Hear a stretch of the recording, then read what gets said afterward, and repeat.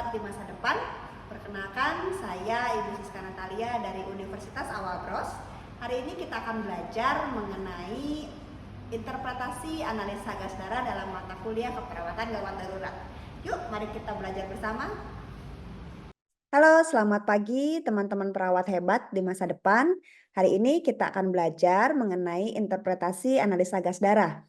Ya, kita belajar bareng-bareng ya. Disiapkan catatannya, disiapkan alat tulisnya supaya bisa sambil latihan soal. Oke? Ya. Mari kita mulai ya. Oke, yang pertama kita akan belajar tentang tujuannya ya. Jadi tujuannya nih yang bisa dilihat di sini ya. Nah, kita akan menganalisa komponen dari analisa gas darah ya atau disingkatnya AGD. Lalu yang kedua adalah akan dijelaskan tentang metode interpretasi AGD. Jadi gimana sih caranya untuk menginterpretasikan AGD? Yang berikutnya adalah kita akan mendiskusikan manajemen pasien dengan gangguan asam dan basa. Jadi kalau pasiennya mengalami asidosis atau alkalosis kita harus apain ya? Nah, ini dia kita akan pelajari bersama-sama. Oke, 7,35 sampai 7,45 ya. Jadi pH normal pada manusia itu 7,35 sampai 7,45. Kalau kurang dari itu akan bersifat asam, kalau lebih akan bersifat basa ya. Jadi harapannya adalah terjadi keseimbangan asam dan basa. Nah, untuk secara teori regulasi dari ion hidrogen sendiri adalah kalau hidrogennya meningkat, pH-nya akan turun ya. Kalau CO2-nya turun, pH-nya naik. Nah, lalu kalau ekskresi dari paru-paru berupa karbon dioksidanya itu sangat tinggi ya, makin tinggi tubuh itu akan makin asam ya. Jadi nanti ditandai dengan PCO2 yang tinggi itu akan sifatnya asam ya. Nah, untuk ekspresi dari bikarbonat sendiri, nah bikarbonat itu oleh ginjal ya.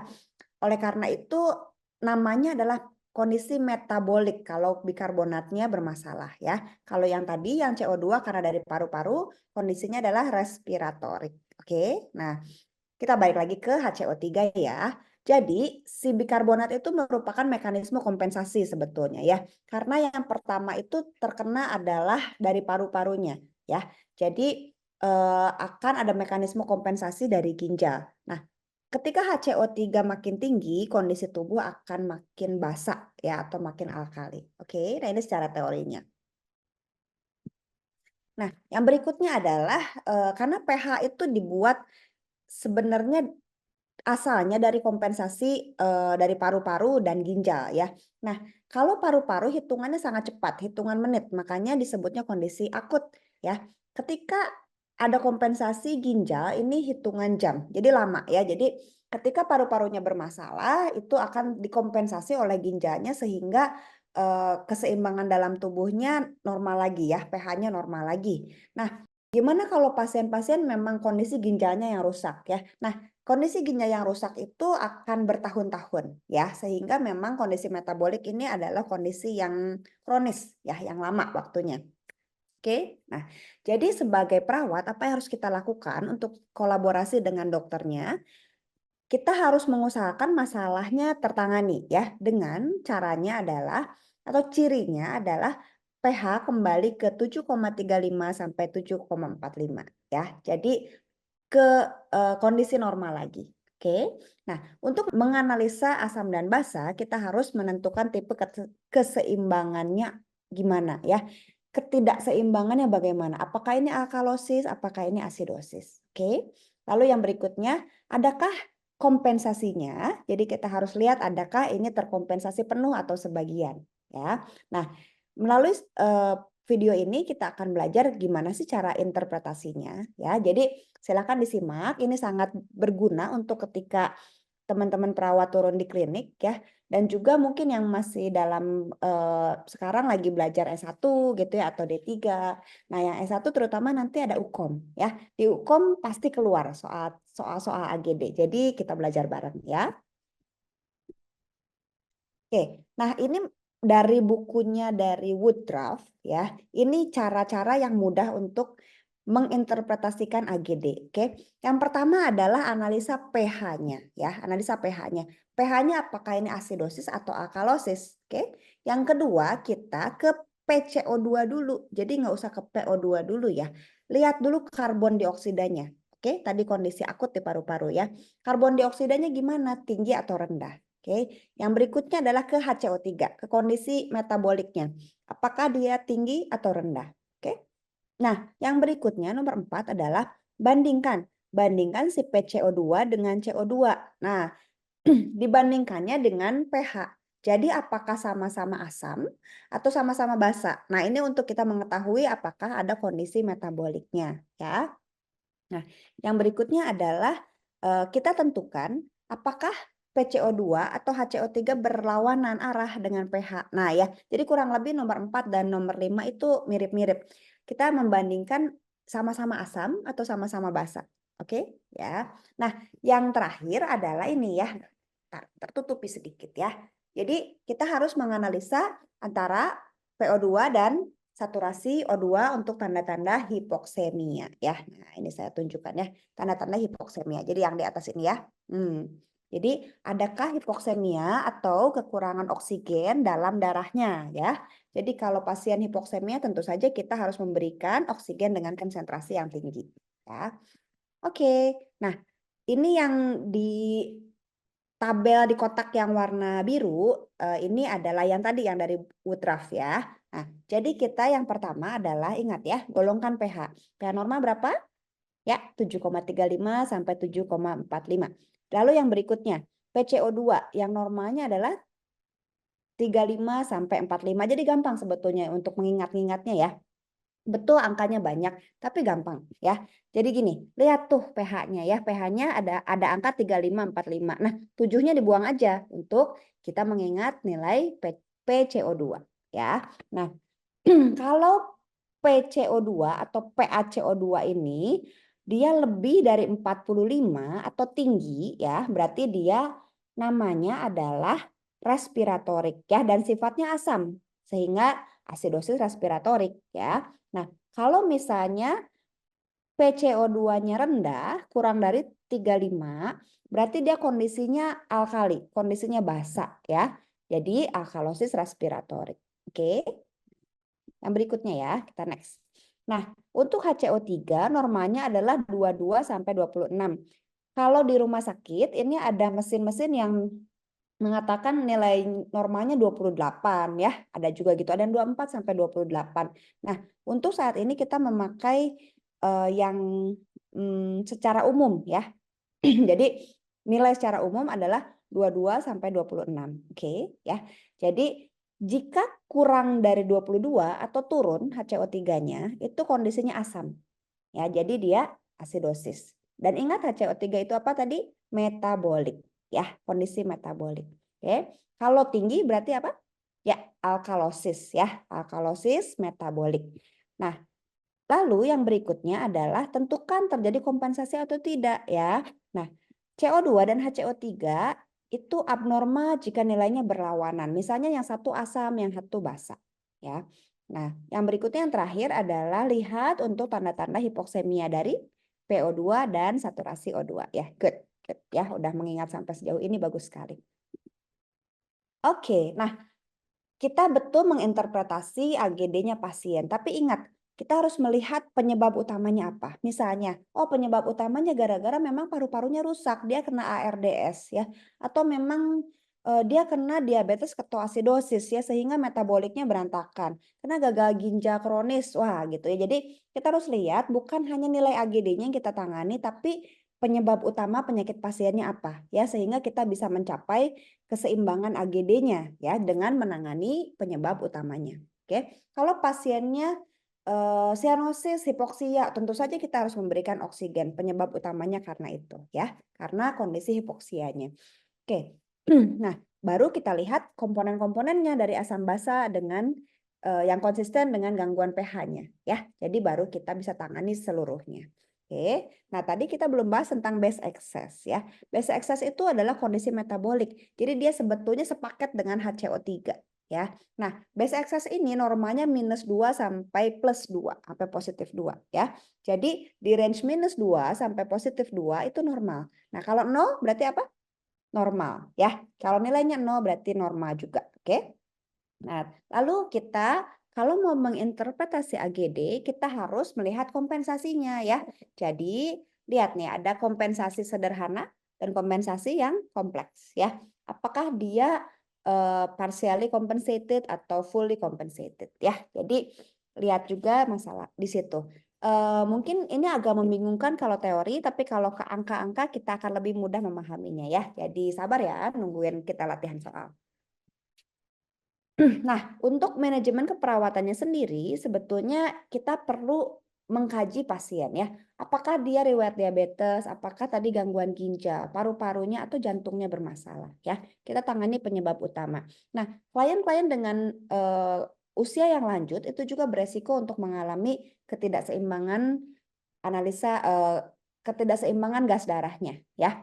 Nah, lalu kalau pasiennya muntah-muntah, diare ya, itu juga selain elektrolitnya tidak seimbang, pH tubuhnya juga tidak akan seimbang ya, akan bermasalah.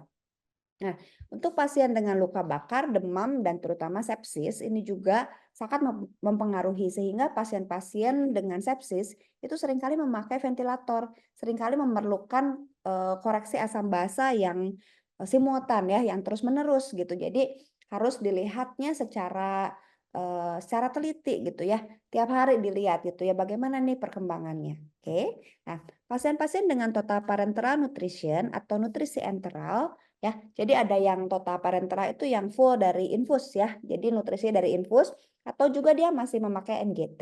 Ini perlu kita perhatikan ya. Bagaimana nih apakah AGD-nya terganggu gitu. Jadi kita perlu kolaborasi dengan dokter apakah ini diperlukan untuk cek AGD ya. Nah, yang berikutnya adalah tentu saja pasien dengan ventilasi mekanik. Ventilasi mekanik itu sebelum dan sesudah dipasang itu harus wajib ya dilakukan AGD. Lalu tiap hari perlu dilakukan AGD untuk dilihat apakah kondisi paru-parunya itu sudah sudah normal atau misalnya masih terganggu. Nah, kita harus selalu melihatnya setiap hari ya.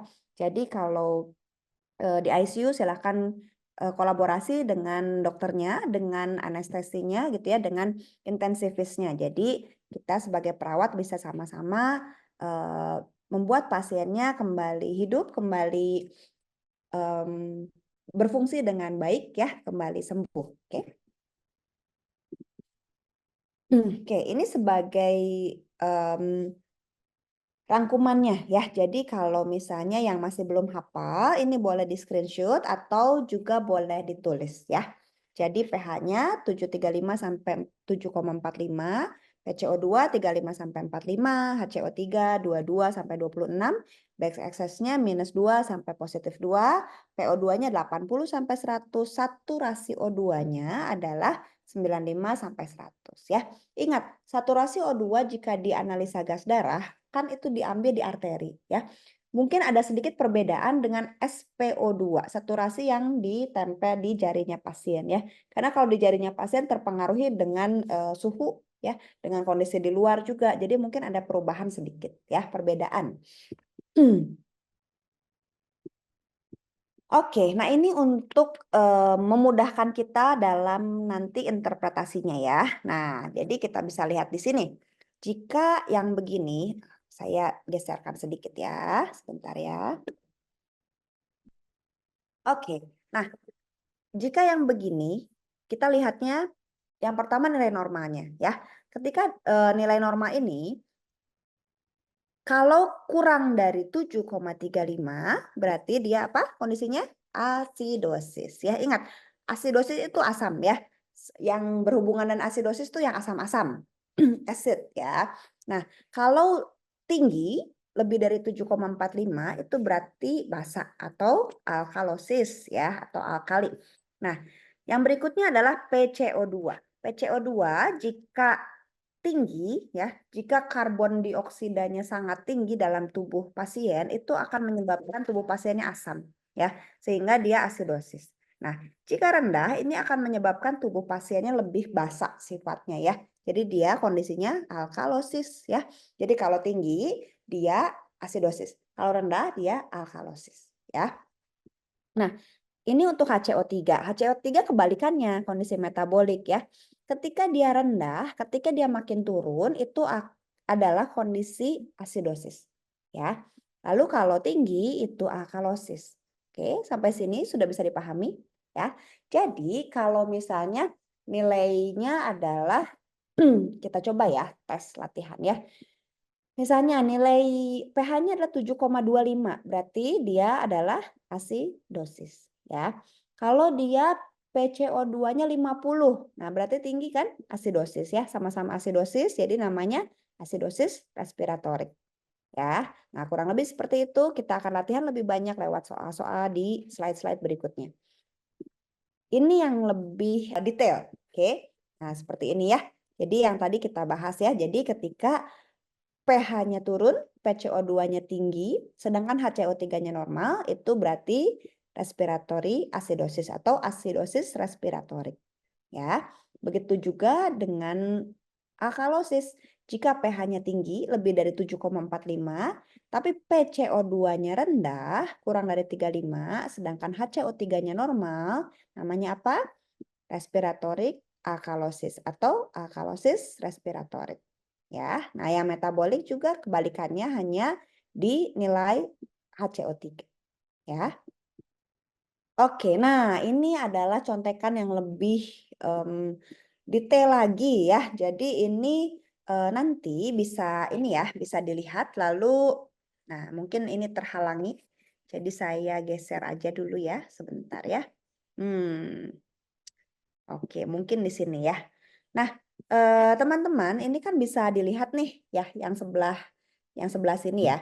Jadi ada angka-angkanya, lalu ini nama interpretasinya apa ya. Jadi ini adalah contekannya kalian ya. Kalau misalnya mau belajar, nanti coba dicocokkan dengan yang di slide ini ya.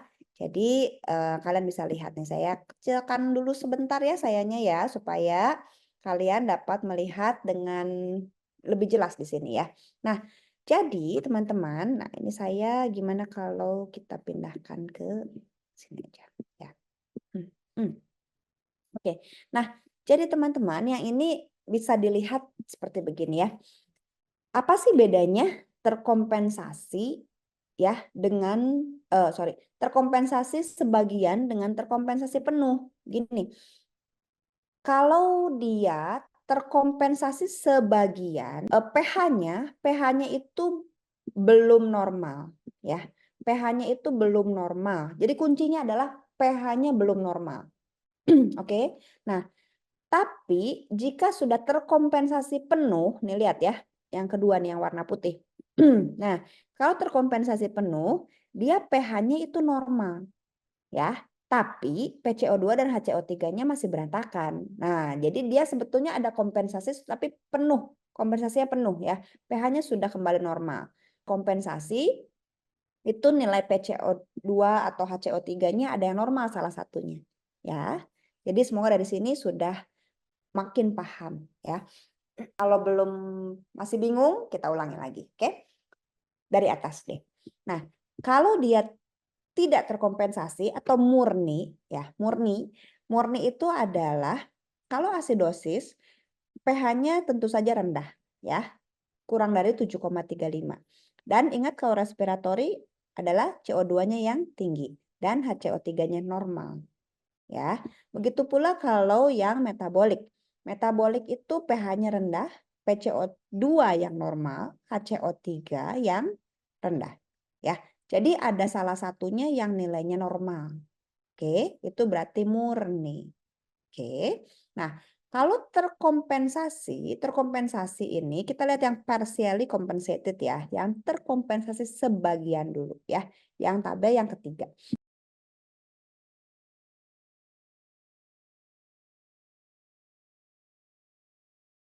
Nah, jadi lihat ini.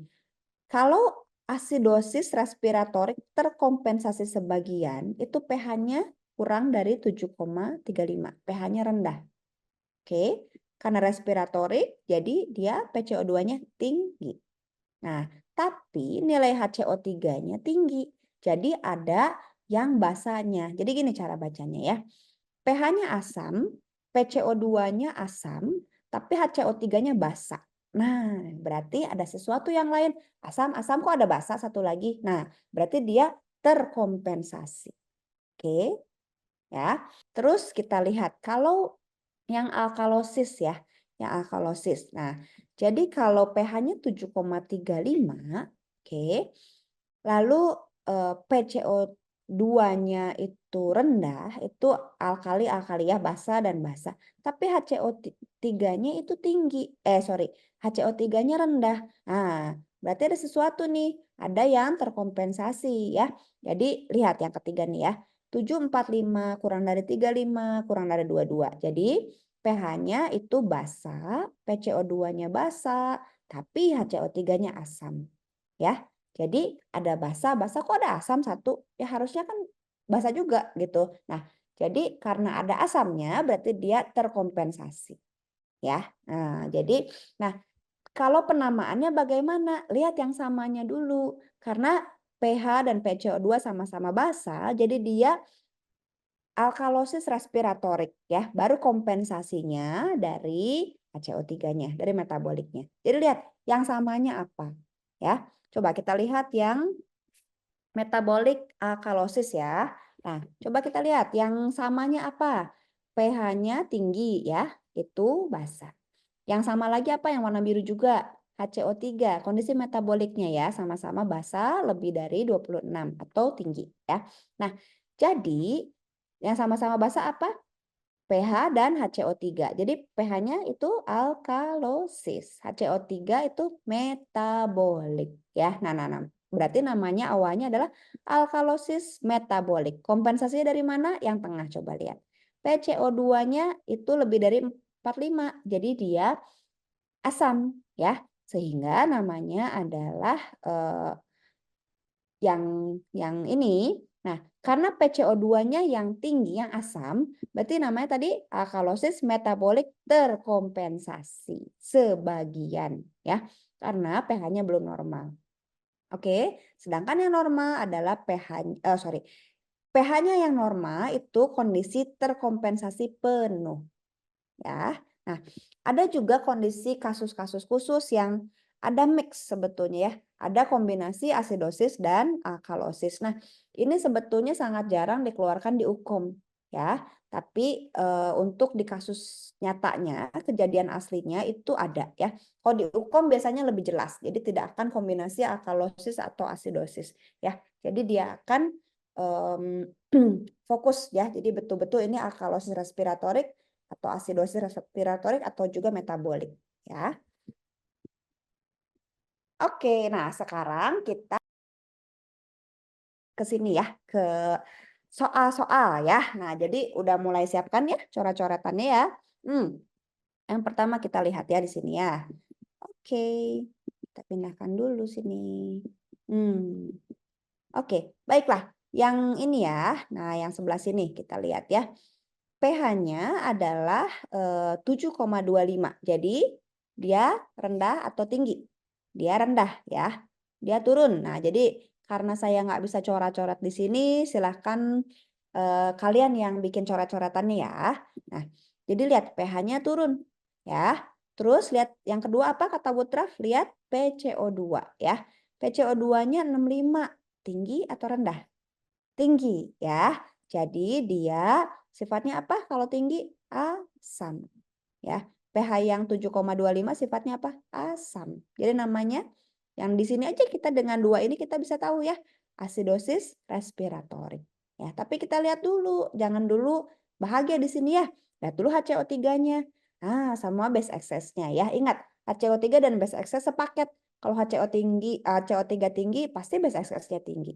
Ya, sepaket mereka. Kita lihat HCO3 dan base excess-nya. Jadi HCO3-nya tinggi, HCO3-nya normal. Tadi ya 22 sampai 26 ya.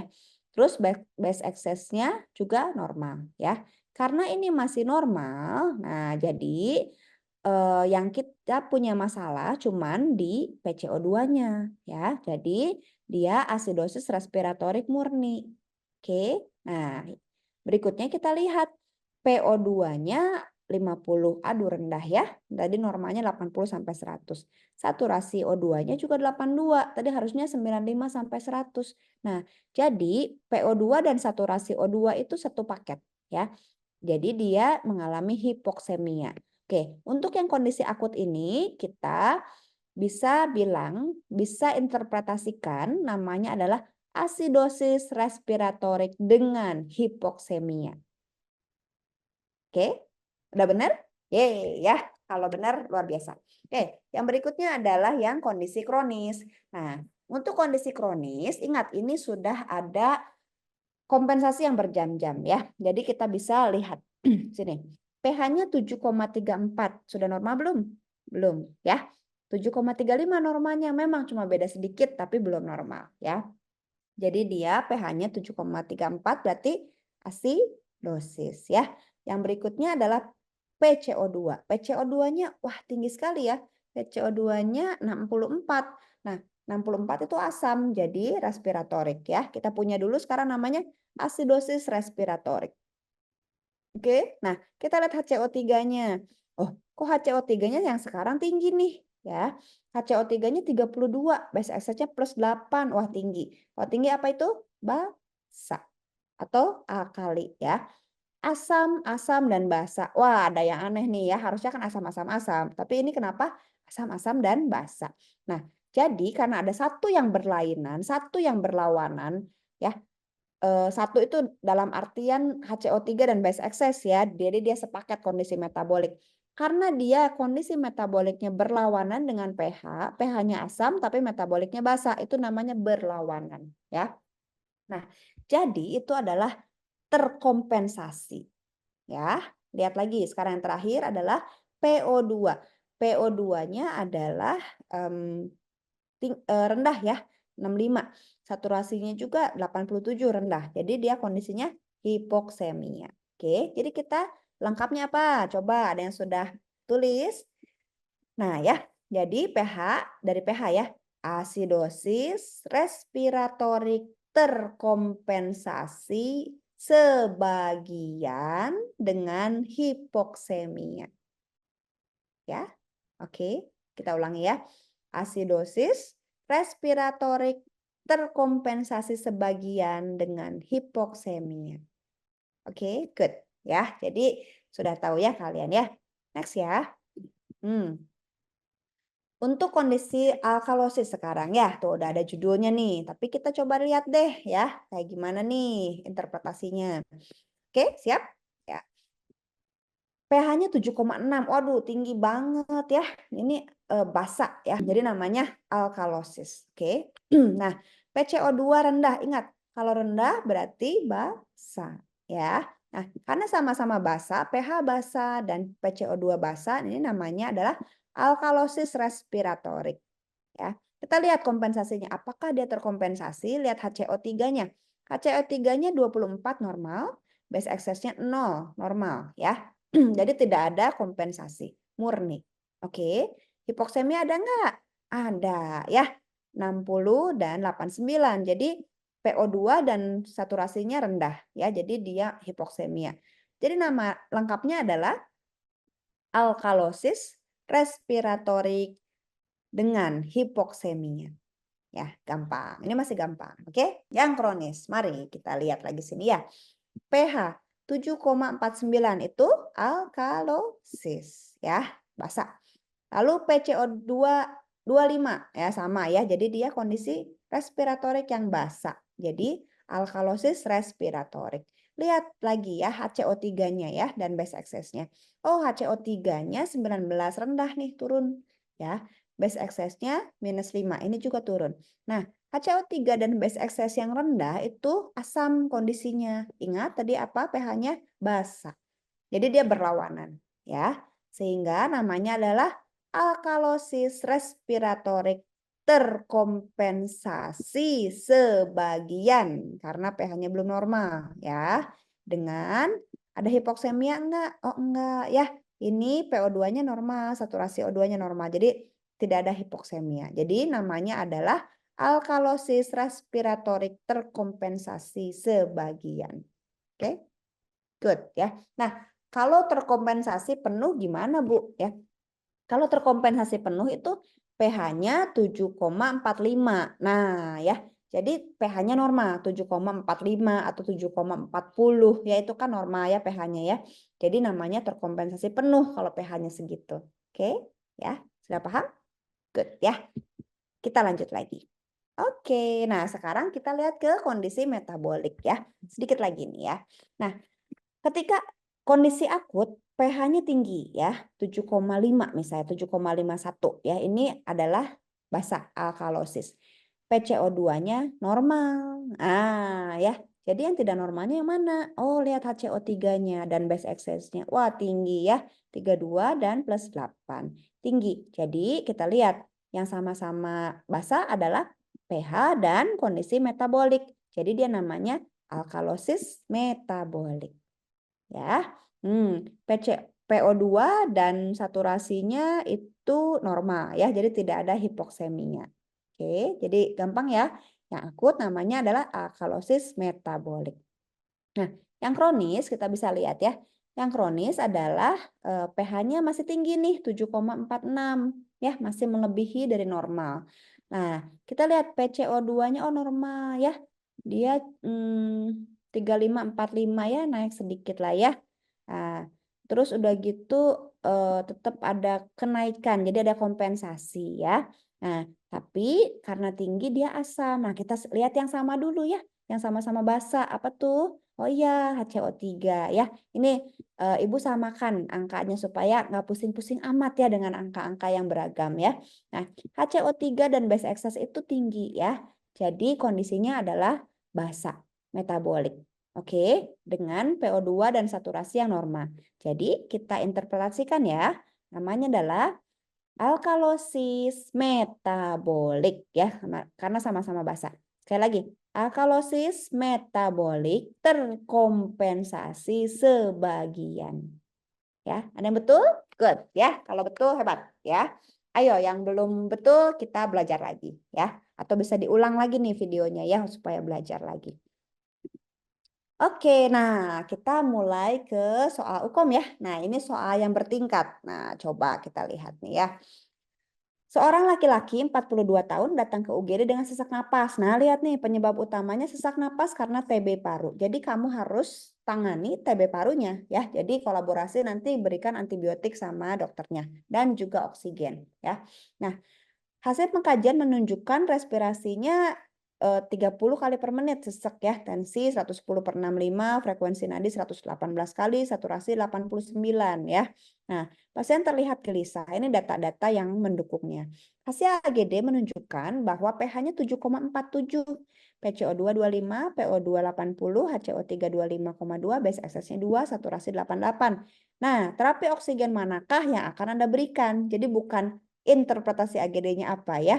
Kalau misalnya soalnya nanti interpretasi AGD-nya apa, nah nggak usah dibaca lagi lah yang lain-lainnya ya, lihat aja AGD-nya. Nah itu buat memudahkan untuk menjawab soal UKOM. Jadi teman-teman juga bisa belajar lewat MCU nih, bimbelnya MCU ya. Jadi kita bahas soal-soal seperti begini juga. Nah, yuk kita lihat dulu untuk memecahkan soal ini sebetulnya ada dua cara. Yang pertama, kamu boleh interpretasi AGD-nya, tapi jadinya buang waktu karena itu nggak ditanyain. Ya, kalau misalnya mau jawab langsung, tinggal lihat aja ya nilai PCO2 dan saturasi O2 ya. Tentu saja dengan saturasi O2 dan PO2 yang rendah, ini pasiennya perlu oksigen yang tinggi, konsentrasinya tinggi ya. Jadi tentu saja nasal-kano itu tidak bisa ya. Nasal-kano itu nggak dipakai ya. Nah, pilihannya adalah non rebreathing atau rebreathing ya. HFNC itu untuk kondisi yang sangat parah ya. Jadi untuk kondisi yang membutuhkan oksigen yang 100% ya, yang tingkat tinggi. Jadi sebetulnya HFNC ini pengecohnya ya. Untuk melihat sini kita, karena pasiennya masih sadar gitu, jadi sebaiknya pakainya pilihannya yang non rebreathing atau rebreathing. Nah, rebreathing itu berarti yang ada kantongnya dan bisa si CO2-nya bisa diisap lagi. Ya, nah kalau non rebreathing CO2-nya tidak terisap lagi. Jadi itu masker yang ada kantongnya. Ya, nah, NRM dan RM. Nah, coba kita lihat. CO2, PCO2-nya ini dia rendah. ya. Normalnya kan 35 sampai 45. Jadi, pasiennya perlu oksigen konsentrasi tinggi dengan PCO2-nya terisap lagi. Karena harus naik nih nilai PCO2-nya ya. Jadi yang terisap lagi yang mana? Yang C ya jawabannya ya. Yang rebreathing mask ya. Good ya, yang benar jawabannya C. Betul ya. Nah, karena kita lagi belajar interpretasi AGD, yuk kita belajar lah ya. Kita interpretasikan sekarang ya. pH 7,47 berarti dia basa atau asam? Basa ya. Dia lebih dari normal, dia tinggi. Oke, basa. Jadi namanya alkalosis. Oke. Nah, CO2 yang CO2-nya rendah. Berarti dia basa juga ya. Nah, jadi sama-sama basa namanya alkalosis respiratorik. Ya, coba lihat ada kompensasinya enggak ya? HCO3-nya normal ya. Base excise-nya juga normal. Jadi dia murni alkalosis respiratorik murni ya dengan adanya hipoksemia ya. Good. Udah hebat-hebat ya. Jadi bisa diulang-ulang atau kalian bikin sendiri angkanya ya di rumah. Bisa bikin sendiri angkanya, udah gitu coba-coba kalian untuk menginterpretasikan ya. Nah, lalu lihat di sini nih. Nah, ya, lihat kunci jawaban di sini. Oke? Ya, nanti coba-coba aja bikin-bikin soal atau teman kalian yang bikin soal, lalu kalian coba interpretasikan. Ya, jadi supaya makin terlatih ya, makin bagus. Oke? Nah, ini dia teman-teman referensinya yang saya pakai untuk menyusun mata kuliah ini. Terima kasih ya. Selamat belajar. Oke, baik teman-teman. Jadi itulah video mengenai interpretasi analisa gas darah. Ya, terima kasih atas kalian bisa belajar dengan baik ya. Atas kalian semangat belajarnya, jadi terus semangat. Dan terutama doa untuk tim MCU ya, supaya kalian makin sukses, makin jadi berkat untuk banyak sekali siswa-siswa keperawatan ya, dan juga kebidanan ya. Jadi MCU ini banyak sekali program-program yang diberikan untuk dapat membantu memfasilitasi para tenaga kesehatan yang sedang belajar ini untuk mencapai kompetensi yang diharapkan ya. Jadi sukses terus dan juga untuk kalian para calon-calon perawat, sukses terus dan juga tetap semangat. Oke?